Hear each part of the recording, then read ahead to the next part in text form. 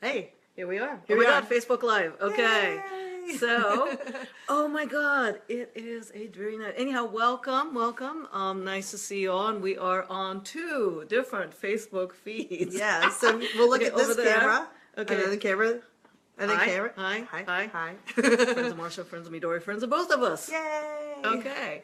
And here we are. Happy New Year. Happy New Year. Yeah. And you have a new haircut. I do. I'm very excited I about love my the new new haircut. Yeah. This was my reaction to the election. You know how like you go through a breakup and then you're like, you're just like I have to cut my hair because I need to exert control. This is what I was exerting control on my head. Nice. Good. I'll scoot up a little bit here so I'm not blocking your light. Oh, All you're right. good. So welcome to the little corner of my house. So welcome into my living room. And it's a new year. Yeah. And a lot of places talk about great New Year's resolutions, which we are not talking about. No, none of this like new year, new you. Like you're fine. You don't need a new you. Yeah. I'm not into that. So in fact, New Year's resolutions suck. I gotta comment on mine. Say bang seems topic appropriate. Bang. Yeah. Let's see. So- Hey, Caroline says hi. Hi. Yeah. All right. Tanya and Karen. Hey guys. Yes. Okay. Yeah. So, what do you not like about New Year's resolutions? Well, so Midori and I have known each other a long time, and she knows this about me, that I love setting goals, and I love like thinking about what was my last year like, and what do I want to do in the new year. But I don't like resolutions because they sort of rely on willpower, which willpower doesn't really work for any kind of habit change. I also think that like it sort of undermines that you're already doing a good job. So there's this kind of mentality of like I have to fix everything, and I just don't like that at all. I think that most of the time we're pretty good people. We're doing a good job. Give ourselves some credit, and then build on what we've already been doing. So I'm a big fan of the building on what you've already been doing or setting intentions. But not this nonsense of like you're supposed to be better or different than you are. And I think New Year's resolutions is kind of falls into that. What don't you like about it? Okay. She's so sensible. She's so sensible and rational and kind. And here, I'm just going to spell it out. New Year's resolutions bullshit. How's that? Okay. It's too much damn pressure. And I agree with you. It comes from a place of assuming that we are less, that we don't have enough, Right. that we are not good enough. You know what I do like? I actually was listening to somebody talking about, okay, well, if we're going to make New Year's resolution, let's figure out what we're going to do more of. Mm-hmm. I like that approach. Yeah. Instead of the, I'm not fill in the blank enough. Yeah, right? it's like do what you want to be doing more. Another issue that I have with New Year's resolution, I think it's an arbitrary marker of time. Mm-hmm. I tend to, yeah. I'm just remembering. So I love New Year's because it is arbitrary, but I like ritual over on an annual level. And I remember the first time I was like, "Hey, do you want to do this best year yet?" And then I rolled my eyes. I think she hit the back of her head.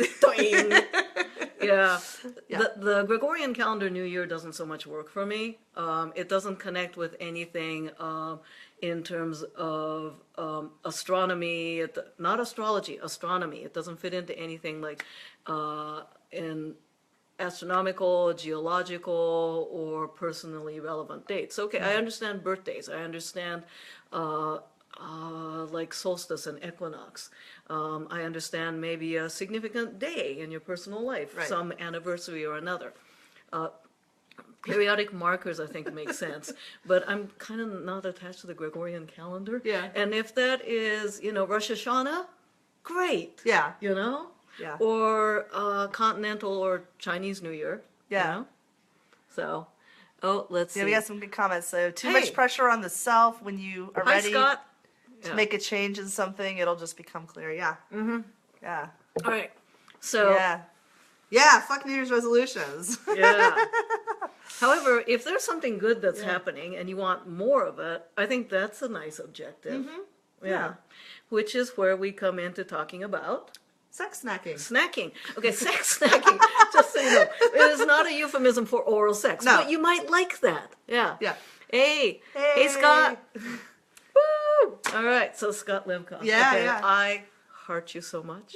All right. Yeah. If you guys don't know Scott's work, look it up. Look it up. Okay. Very cool local So- artist. So it's not a euphemism for oral sex. No. So what is it then? So, well, you and I kind of came to this idea from the same idea from different places, and you call it sex snacking, and I call it the 10-minute scene. But this idea of all of us are super busy in our lives. We all like don't have time for most of the things we want to be doing. Time. Time? What's What is time? Time. Yeah, time. Time. And so how do you actually keep sexiness flowing? How do you actually have hot scenes or hot play or like, you know, quickies or that kind of thing in your life when you may not have time to like, you know, do a full round of getting it on? I mean, like when you have real life.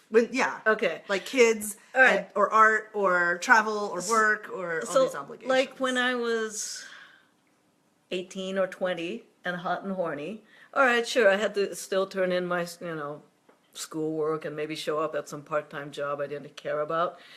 But compared to now, Right. I still had a lot of time. Right. I liked somebody, I hooked up, I spent all night.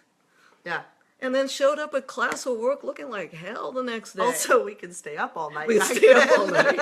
Right. Yeah, and now I'm kind of a few times past, few solar cycles past 20, a lot. Yeah. And now we have things like careers and callings that we care about deeply. We're both self-employed. So you know what this means? It's honestly, it's not the 4-hour work week. No. It is a bazillion-hour work week. Anyone out there who's like self-employed or multiple employed or have projects, Or getting like some likes on send that. us the likes on Yeah. that. Because you know we work bazillion hours, and it brings us joy. Mm-hmm. It brings us joy, and we do this, and we have our volunteer work. We have our friends. We have our arts. We have our. You have cats. I have cats. I have cats, and we have our partners. Yeah. Yeah, and other things in life that the 24 hours a day go to, and somewhere in there. And what's happened with so many of us is that which is fudgeable, flexible, or we think it is. Mm-hmm.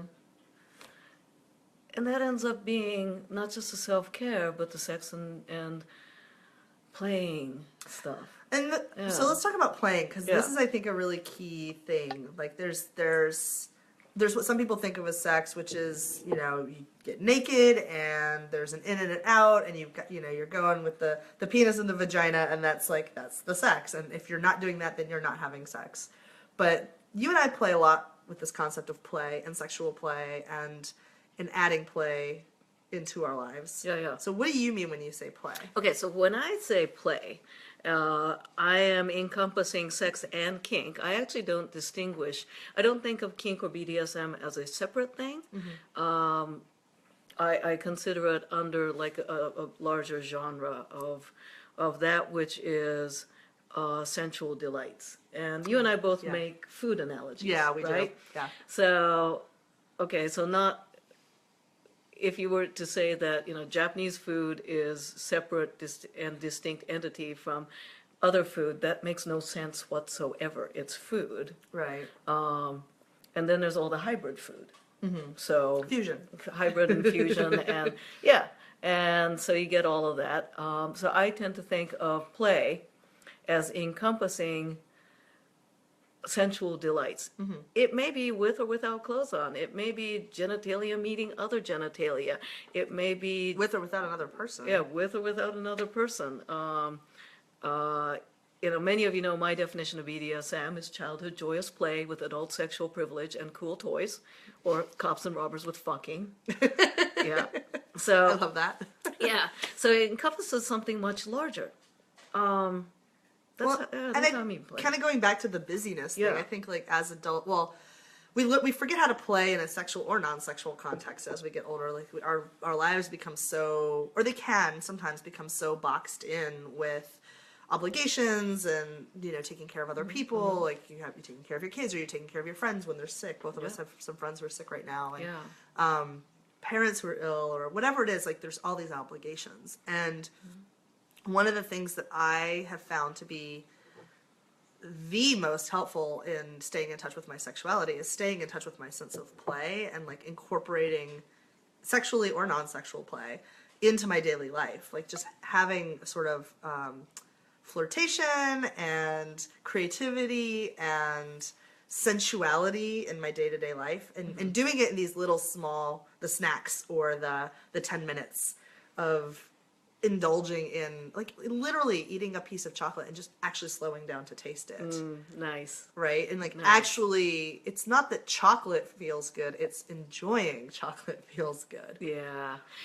Another piece to add to this is, okay, part of the downside about being a grown-up is we tend to take sex and kink way too seriously. Oh, hey, Steve, Essential Delights saw Tampopo. Yay, Tampopo's a beautiful movie. Anyhow, we tend to, we take sex and kink so seriously, and there's this idea that it has to be this Broadway production, this like thing that requires nomination for thousands and an Academy Award nomination, and it must be perfect and it must be always different, and that's a lot of pressure, and that's not how good play actually happens. That is not how you make hot play happen. Right. So the pressure for perfection, the pressure for high production value. Our life. I've seen this. I've seen this so much, especially with people who are like, oh, I'm going to be the most serious dom, whoever dommed, or people who are newer to the scene, and they're like, oh my gosh, look at all these things that these people do, and they only ever see people play at like events that maybe they've actually have been planning for the last 6 months or a year or whatever, instead of the actually what's going on in most people's bedrooms is a lot more day to day. It's a lot more like, hey, like, I'm gonna just pin you against the cabinets and make out with you in the kitchen while you're cooking dinner. Like, hot. That's hot. But don't overcook the pasta. It's just, okay, I mean, you should time those hot kisses to make sure that you did not overcook or scorch the dishes. That's a very important point. Yeah. So, kind of plan the, this is when a kitchen timer comes in handy. Yeah. And what a tease. That'd be such a tease, you know? Oh, yeah. Oh my God, get you all hot you all hot and bothered, bothered, and then but you- ding! Sorry, you're done now. Oh, sorry, souffle. Sorry. Can't let that fall. Let's see. There's some, okay, yeah. Hey, so Caroline liked that idea. Right. The teasing by kitchen timer. Now that's fun. There we go. Right? I like that. Set it for 3 minutes. Yeah. It's like, see how much, and then get all hot and bothered. Well, okay, and this is the other thing, right? Like getting hot and bothered and actually sustaining that over time, right? So it doesn't have to be like, a lot of times we only put sexual energy or attention on things when we have enough time to go all the way, whatever all the way is for you. And I think that there's a lot of value in flirting and like pulling your sexual energy up and having fun with things. Even when you don't have time to like go all the way, it's like you don't have to. It doesn't have to be a full production for it to be really I just worthwhile. have to comment this, Sarah. I was trussing a roast tonight and realized I was using one of your speed harnesses.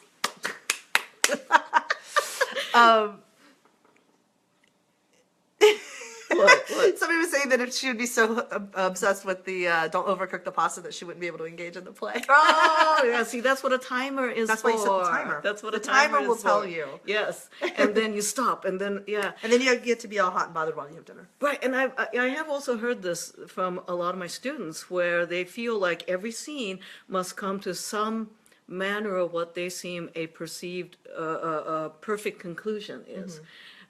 And what the hell is that? You know, I would rather be flustered and feel so desired and yet orgasmically incomplete, but feeling so desired is far better than having a mechanical orgasm where I might emotionally feel alone or disconnected. Or rushed Rushed. to get to the conclusion, right? Yeah. Yeah. Yeah, I think there's also, you use this important word, feel. Like, how do you want to feel? And I think this is something you teach a lot about, is how do you want to feel at the end of a scene or at the end of play. And I think we focus so much sometimes on the activities that we're doing that we don't think about, well, how do we want to feel on the other end? Yeah. How do we want, what do we want our connection to be like? What do I want to be experiencing? What do you want to be experiencing? And that can be really valuable to think about, talk about with your partners. And in terms of being desired, I remember talking with a student of mine, because we both coach. We both coach our students as well. And they were feeling a need around, they're dating and they're seeing a lot of people and they're playing with a lot of people, and they felt that somehow it was not ethical if there was an attraction that lingered after play. And we felt it was not ethical. They didn't want to feel like they were leading them on to a relationship that couldn't happen. And we talked about how feeling desired is a very different proposition than, oh, I think you're hot is very different than let's hitch up and, have a relationship. Right. And we tend to confound that in this culture, I think. Yeah, let's see. And Anda, hi Anda. Yeah. And I think there's a confusion around the feelings in the moment and that availability for relationship. Yeah, Mac's saying that I have the sense that queer and trans folks are much less focused on conclusion than het folks. I think that can be true a lot of the time. I think it may be true, not necessarily because one is queer or trans, but because in the process of queerness and not in a binary genderness, that one has had to explore a lot of assumptions. Right. So anyone who has had to explore assumptions, I think have come to a broader conclusion. Yeah. Let's see. Y'all feel free to ask us questions. Lala, not up for the mechanical. Also don't like the discomfort that I somehow feel in my body when I get to that point and don't get a full release. I walk around sometimes 3 or 4 hours. Aww. Yeah. Blue ovaries. Totally. Yeah. And I think there's a lot here to learn to play with sexual energy and how, where is that tipping point for you? Where does it go from being fun to not fun? Because for some people that is the case, but I think there is still that space for a lot of us of playful, flirtatious, fun, throwing suggestions out or grabbing ass or whatever that's just fun, playful, and sexy for you. Yes. And incorporating that into your life. Not as a resolution, but just because it's fun. Yeah. So snacking, the concept of snacking, I think that takes a lot of pressure off, and exactly opposite of the resolution business. Let's see. Sarah, trans people also often relearning how their bodies work. Indeed, changing hormones can change perceptions and reactions. Absolutely. And sensitivity. Yep, spot on. Totally. Yep, and which also then broadens, redefines, and have to rediscover the whole meaning of what is sex for sex for an individual. Allowing the attraction to survive leaves room for knowing looks and feels in the future. Oh, so poetic. Okay. Hi, Steve. Okay, let's see. It's just wasn't that hot moment. Yes, flirtation can outlast something more intense but transient. Yeah. I think there's also a thing as people age, a similar thing happens where your body, and then as you are getting older, your hormones change, your bodies change. There's positions you can't get into anymore. Erections may or may not happen. Lubrication may or may not happen, and so there's a lot of again that idea of play. Kids play to learn about their world. And to discover and to find new ways of interacting. And I love that as a way of engaging with sexuality. But you were talking about snacking, so let's go back to that. Snacking. Yeah. Okay, so keep in mind that this year, I want all of us to snack a hell of a lot more.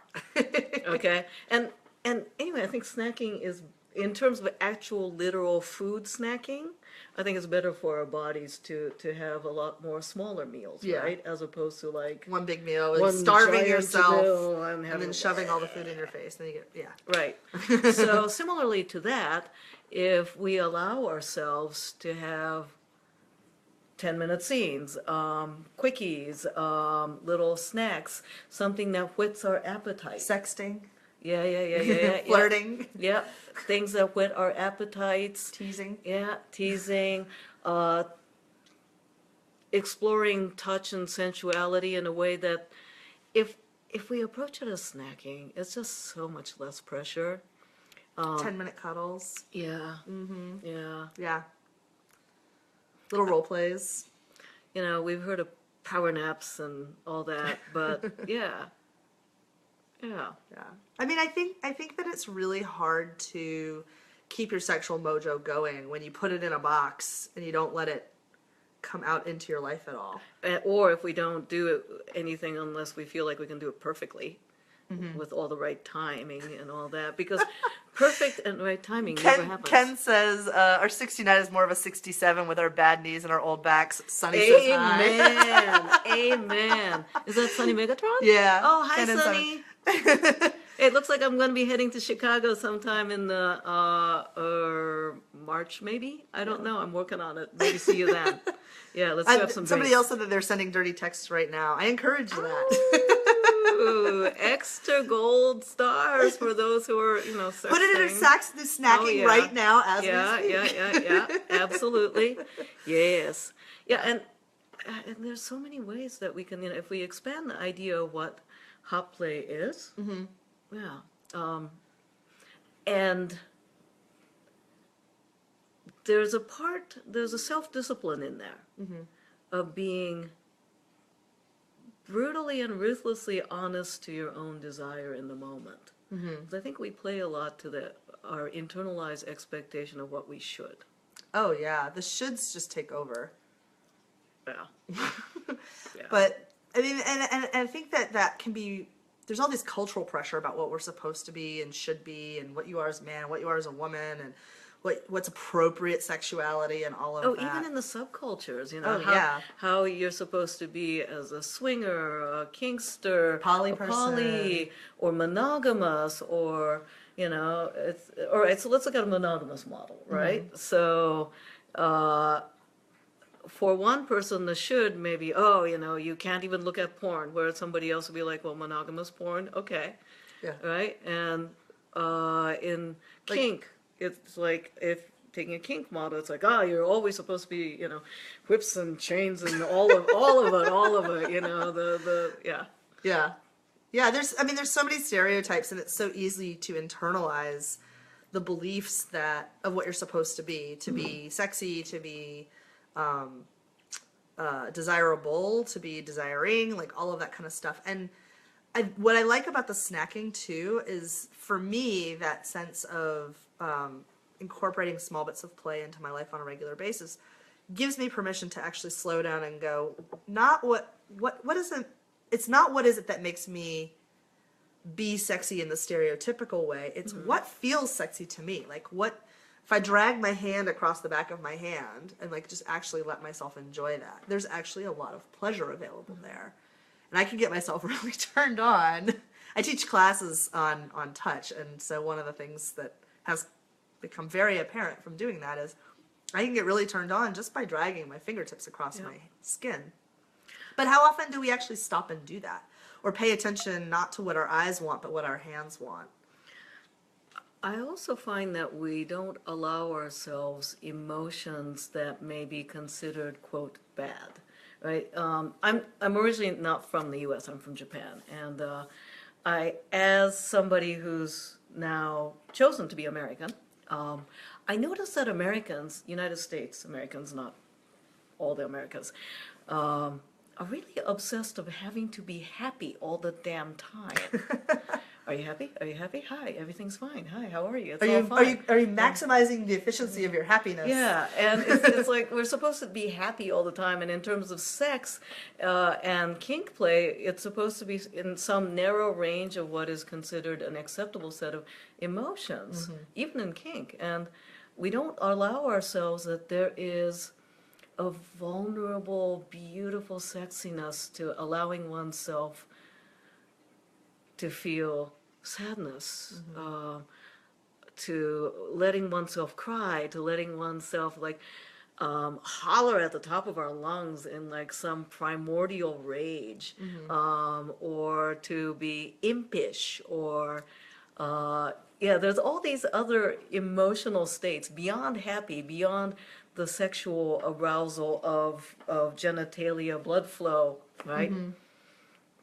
You know, I just, and so to allow ourselves that sometimes when I'm playing, I feel a violent hunger, you know, and because it's play, right, essentially cops and robbers grown up version, I'm not going to engage in harmful violence, but it's a stylized, erotic performance of some primal state. And we give it all sorts of fancy ass language like I'm primal. No, you know what? I'm animal. There are some times when I'm like, rah, teeth bared.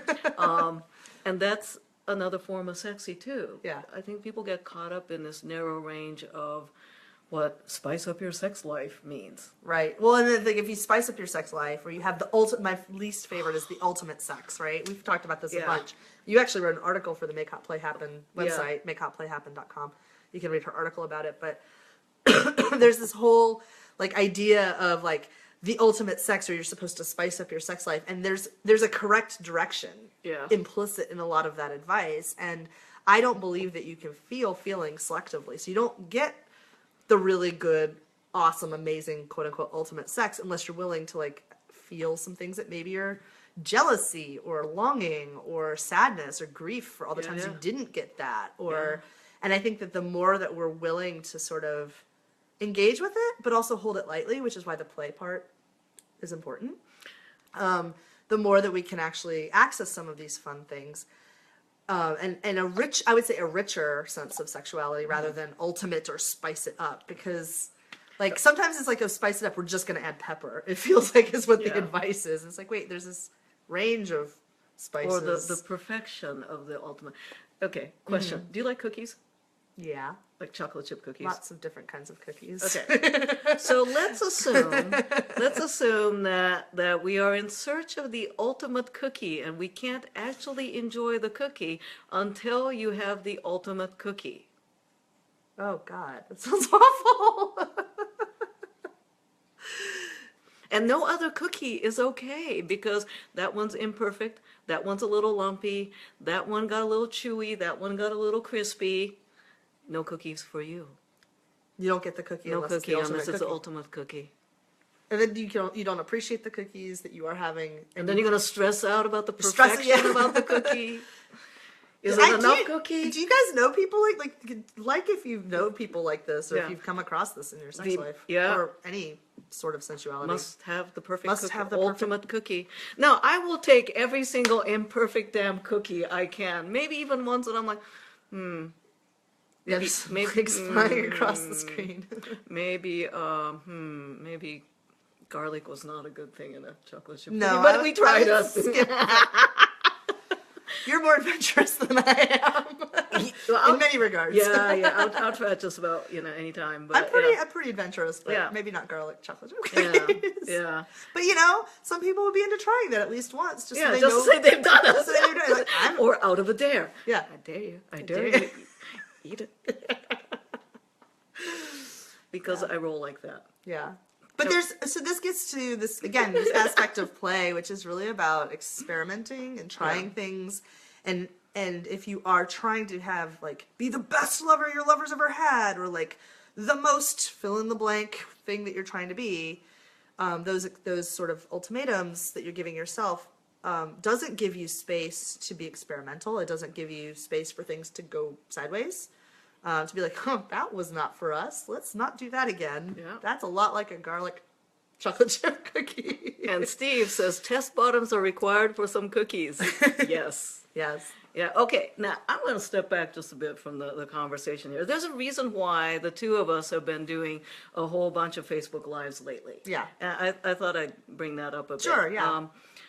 Because we do hang out, we talk about stuff, and we're friends and we're work colleagues, and she's certainly been a big cheerleader, and I turn to her for a lot of advice and just reality checks and all that. And along the way, we figured out that we have a lot of things in common around our outlook and how we teach, and we use different language, but we're talking about the same thing, and we have different tools that dovetail beautifully. And somebody said imperfect cookie. Not sure what that would be, as the perfect cookie, that too does not exist exactly. Ichi likes my haircut. Oh, good, yay. Yeah. So once we figured out that we have so many perspectives in common and we have tools that dovetail and enhance each other's teaching, we decided that it's time to teach together. Yep, totally. So we have this thing called Make Hot Play Happen. It is an awesome weekend. It is a 2-day weekend, and it is about how to make hot play happen. It's not about the skills of touch this way, touch that way, wacky pokey bindy. It's not that stuff. We each do those separately. It's how do we get to setting up the snacking with our partner? How do we explain what we're hungry for? How do we help each of you help yourself and then your partners or your future partners on how to get to that play efficiently, clearly, minimize stumbles, and so that's the weekend. Yeah, so it's a 2-day thing. We're doing it in San Francisco in just a couple of weeks, and then we're doing it in New York in March. And you can go to makehotplayhappen.com to see that, and to read Midori's article about why ultimate sex is bullshit, I think is actually the title of the article. Yeah. But you can go check it out there. Yeah. And one of the things we did our beta test in July in San Francisco, and it went really, really well. And we actually had a couple skip the second day because they were too busy getting it on. They had so much fun that they were like, we had an opportunity to make hot play happen, so we're not coming back. But we really liked your workshop. They did so well. They took, because we ask you to change your worldview in a lot of ways and assumptions, and we give weird little homework of communication. And they did that so well. They actually started talking about what they were really hot for, and then that just kind of slid right into them not showing up. And they were so cute. They texted us. They sent us a very sweet text message. And we're like, no, awesome, gold star. You get an A+. But one of the things I really loved about the weekend too, and I hope you guys are getting a sense of this from this video, is that you can just take the weight off of it and like make it more playful. And we played a lot of nobody was getting naked or anything like that. It was all like everybody hanging out in yoga clothes all weekend. But we played all these like silly role play games to just sort of loosen us up, because again, we get really uptight when our lives are full of so much responsibility. Naked homework is up to you. Yeah. Oh, we also have a Saturday night social. Yeah. Which is lovely. Yeah. So yeah. You can ask us all kinds of questions. So check out the website, makehotplayhappen.com, and then come see us. Let's see, what else? I'm going to take a look at some questions here. Okay. Mona says, wish you would come to Miami. We want to go to a lot of different places, but the reality is, remember that thing about time we mentioned earlier? Yeah. And so we're also limited in terms of our time and our physical resources. Like there's, one of us, one of me, one of her, so... Yeah, so we end up going to, so I can tell you why I'm frequently seen in New York, Toronto, San Francisco, is because I have support networks there. I also have really good venues there. And then our sponsors are amazing too, like the Pleasure Chest New York is providing us with a space to do this. Let's see. Come to DC. Jennifer, I teach in Baltimore often, so come on up to Baltimore, huh? Let's see. And Jennifer loved the cookie metaphor. Yay. Randy really likes the idea of leaving someone hanging as part of the fun. Good. We Yeah. assign that as homework to you. Okay, and going through some more questions. Sarah said it took me about, learning one's body. Sarah says it took me about 2 years before I was able to access play again that I used to love. Everything was just too sensitive for a while. Indeed, indeed. Okay. Hi, Sabine. And hey, I have a lot of my Canadian friends there. Bill! Hey, Watson, how's it going? Happy New Year. Okay. So if you guys have questions, feel free to drop them in the comments box. We'd love to answer some questions if you have any about anything, really. New Year's resolutions. What you're gonna do more of. What you're gonna do more of. What your snacking playtime looks like, and what. Yeah. You guys have proper any, curl care. I've got all the info on the curls, y'all. You have no idea. Since I got Okay, so naturally curly, right? Naturally curly. Naturally straight, right? Straight and straight. Yeah. Well, something's got to be straight on me. Apparently, it's my hair. So, yeah. So I guess this humidity kills your hair. Does it go super curly? It's frizzen today because of the rain. But, So what's your while we're waiting for folks to ask us questions? Let me ask you a question. Yeah. What's your favorite way when you're because you travel, you're in you're different cities all the time. You and your partner are not always together. You've got this fabulous glamorous lifestyle that I know takes up a lot of time. What's your favorite way of staying in touch with your sense of goofiness and play and sexiness? Okay. So maybe favorite or a good way. A good way. Confession time. Okay, I cannot carry a tune in a paper bag, but leave me alone in a hotel room with my favorite show tunes, and I am dancing and and jazz handing in the hotel room. I didn't know that. I totally do that. Oh yeah, and cabaret and La Cage were my favorites because apparently I'm an old gay man trapped in a woman's body. Lately it's Hamilton. Hamilton's but really good. I cannot. He's so fast. Yeah. He is so fast, I'll be like, but yes, I jazz hand in hotel rooms. Okay. Yeah. I didn't know that about you. Totally do. TV plus. Don't tell anyone. Yeah, we just told the whole internet.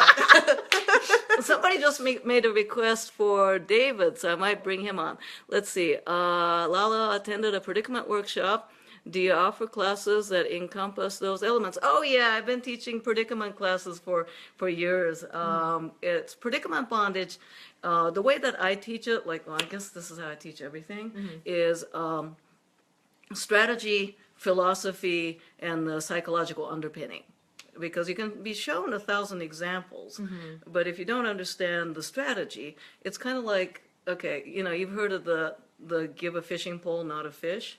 But it's not just about giving a fishing pole. It's teaching somebody how to figure out where the fish hang out. Right. You know? Where's the sexiness? Yeah. Where's the turn on? Yeah. So somebody requested King David. So I'll be right back. Okay. Okay. So for those of you who don't know who King David is the cat. And regular Midori followers know I'm going to bring cat, David. So we're going to go get David. Okay. Let's see. Yeah. David.